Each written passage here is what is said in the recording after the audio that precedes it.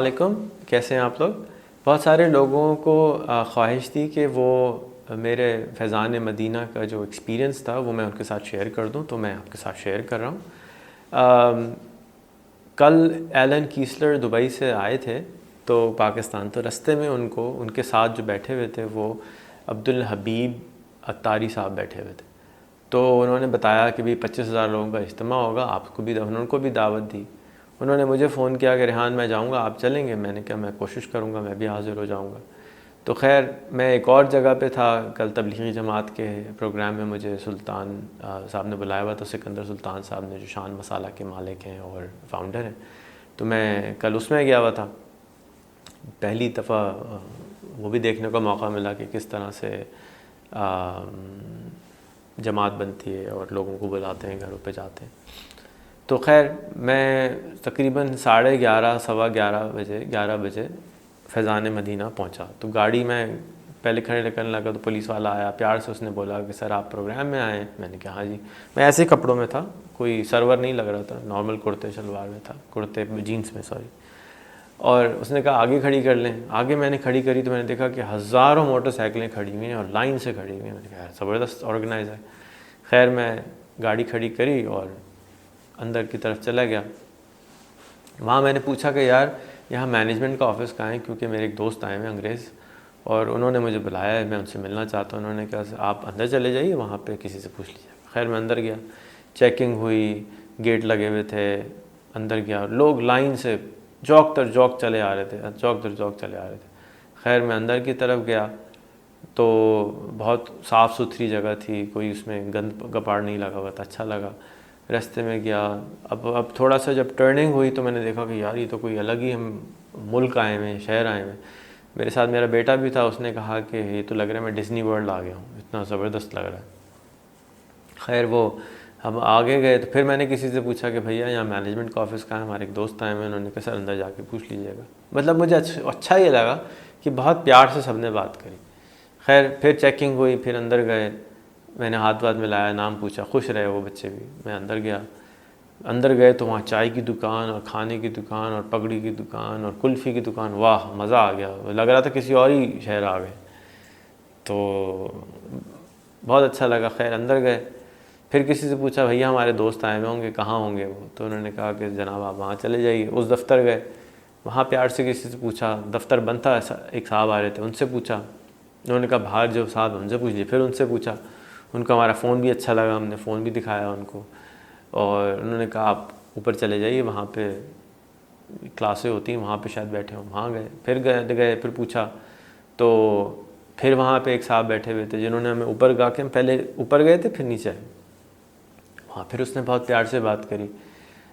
پھر ہم نے کہا کہ چلو آگے چل کے دیکھتے ہیں شاید نظر آئے۔ پھر ہم نے کیمرہ مین سے پوچھا کہ ویڈیو بنا رہا تھا، اس سے پوچھا، دیکھا بہت لوگ بیٹھے ہیں، بہترین سیٹ اپ، ساتھ میں بلڈنگیں 7-8 فلور کی، اپارٹمنٹس لگ رہے تھے، اس طرف اپارٹمنٹس لگ رہے تھے، اینڈ بھرے ہوئے عوام، لگ رہا تھا مدینہ ہی آ گئے یا مکہ آ گئے، بالکل وہی سما تھا کہ بھرے ہوئے تھے لوگ، کھچا کھچ۔ اور بٹ مکہ مدینہ میں کیا ہوتا ہے کہ دھکم پیلی بہت ہوتی ہے، یہاں پہ دھکم پیلی نہیں تھی، یہ مجھے بہت اچھا لگا۔ خیر تو جاتے رہے، آگے جاتے رہے، بیٹھے تو جوتے ووتے رکھ دیے وہاں پہ۔ پھر ہمیں دور سے جو ہے وہ سفید بال والے ایک بابا نظر آئے، ہم نے کہا ایلن بیٹھے ہیں، پھر ہم جا کے وہاں بیٹھ گئے۔ ایلن سے ملے، ملاقات ہوئی، عجیب سا لگا کہ یار اتنے لوگوں میں بھی مل گیا، ملاقات ہو گئی۔ تو خیر ملاقات ہوئی، پھر بیٹھے رہے، باتیں سنتے رہے۔ جو ٹیکنالوجی کا استعمال تھا، واہ مزہ آ گیا دیکھ کے۔ باہر ان کی DSNG کھڑی ہوئی تھی، اندر ٹیکنالوجی ہر جگہ، فل اسکرین ٹی ویز، بڑے پروجیکٹرز، بہترین مائکس، بہترین کیمراز، بہترین زبردست ٹیکنالوجی دیکھ کے میرا دل خوش ہو رہا تھا، واہ واہ واہ۔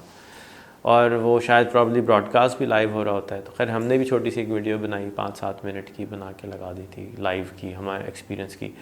اور میرا جو وجہ تھی ایکسپیرینس کی لائیو لگانے کی، وہ یہ تھی کہ میرے فیس بک پہ شیعہ بھی ہیں، سنی بھی ہیں، غیر مسلم بھی ہیں، ہندو بھی ہیں، امریکن بھی ہیں، افریقن بھی ہیں، تو ان کو تو میں نہیں کبھی گیا اگر فیضان مدینہ، تو وہ کہاں سے جائیں گے؟ اور حالانکہ میرے گھر سے وہ 4-5 کلومیٹر کے راستے پر ہے، بہت قریب ہے، اور 20 سال سے میں دیکھ رہا ہوں کہ وہاں لوگ جمع ہوتے ہیں، لیکن کبھی ہمت نہیں پڑی جانے کی۔ تو اس وجہ سے میں اور خاص کر کے گیا کہ ہمت پڑ جائے. تو خیر گئے اور بہت اچھا ایکسپیرینس تھا. پھر میں نے ایلن کی طبیعت خراب ہو رہی تھی کیونکہ وہ رات بھر کے جاگے ہوئے تھے, سفر سے آئے تھے.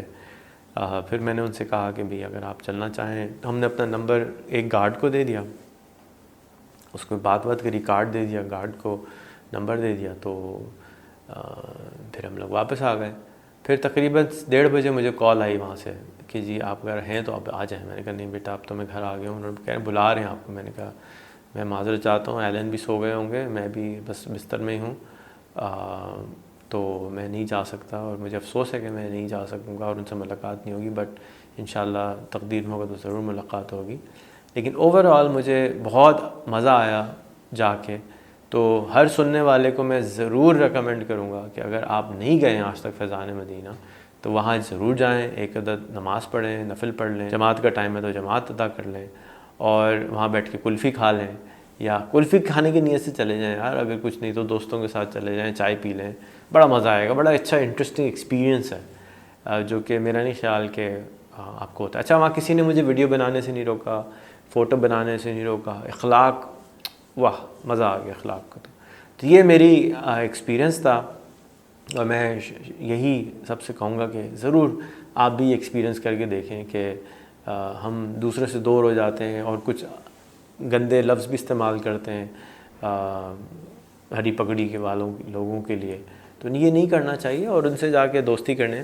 اور میرا تو یہ دل چاہ رہا تھا, بس میں تو کیا قصائی کو تو ایک ہی گوشتی کی بات آتی ہے, مجھے بس یہ ہو رہا تھا کہ یار یہ سارے لوگ فیس بک پہ اگر آپس میں جڑ جائیں تو کیا مزہ آ جائے. ہیں کیونکہ مجھے جو وہاں لوگ نظر آ رہے تھے وہ 15 سے 25 ہزار روپے مہینہ کمانے والے تھے, اور اگر وہ آپس میں فیس بک پہ جڑ جائیں اور ایک دوسرے سے کنیکٹ ہو جائیں تو اس سے فائدہ یہ ہوگا کہ وہ ایک دوسرے کو ہیلپ کر سکیں گے, ایک دوسرے کو گائیڈ کر سکیں گے. تو میرا دل چاہ رہا تھا کہ میں وہاں پہ ایک بل بورڈ لگوا دوں اس کے باہر کہ آئیں, اور میری کتاب میں نے اب اس پہ اسپیڈ بڑھا دی کہ بھی ریلیجن کس طرح سے پھیلاتے ہیں فیس بک کے ذریعے. تو انشاءاللہ جیسی وہ کتاب پوری ہو جائے گی تو میں اس کا بھی بل بورڈ لگا دوں گا کہ آئیں مل کر ریلیجن کو کس طرح سے ہم سوشل میڈیا کے ذریعے پھیلا سکتے ہیں, اپنی بات کو دوسرے تک پہنچا سکتے ہیں. تو یہ میرا ایکسپیرینس تھا. اپنا بھی بتائیے گا. اللہ حافظ.